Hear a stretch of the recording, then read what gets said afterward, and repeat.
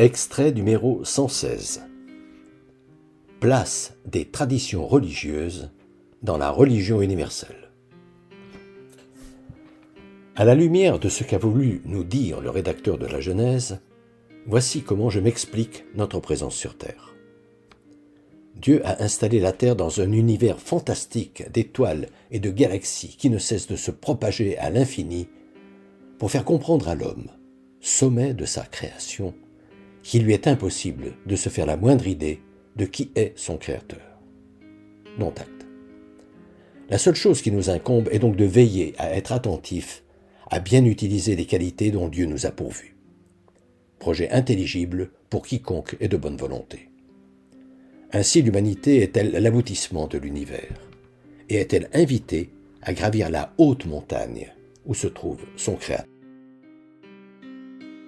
Mais voilà, des groupes entiers d'êtres humains, au lieu de s'élever en se dirigeant vers la lumière qui éclaire le haut de la montagne, préfèrent s'attarder à l'ombre qu'elle projette à son pied. Quand Dieu n'en peut plus de voir les hommes ainsi s'égarer, il leur envoie un messager, un prophète ou un sage, avec pour mission de remettre l'humanité dans le droit chemin, de lui faire reprendre l'ascension qu'il a prévue pour qu'elle le rejoigne, ce qui va générer une nouvelle tradition religieuse, ou une nouvelle tradition philosophique.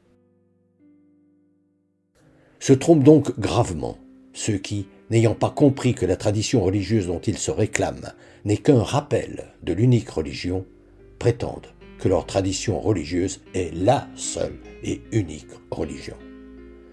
C'est ce que l'évangéliste Marc a parfaitement saisi lorsqu'il a choisi de rapporter l'épisode suivant.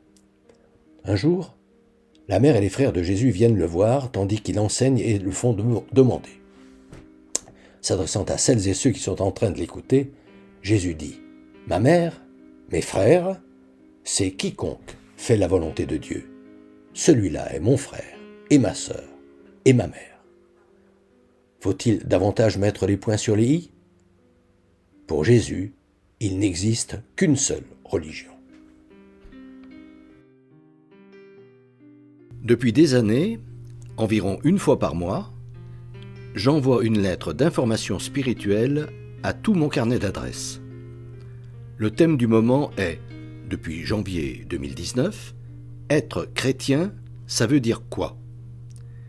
Si ce sujet vous intéresse, n'hésitez pas à me transmettre votre mail, en vous contentant d'indiquer « auditeur YouTube », vos noms et prénoms, et éventuellement votre numéro de téléphone si vous souhaitez me parler.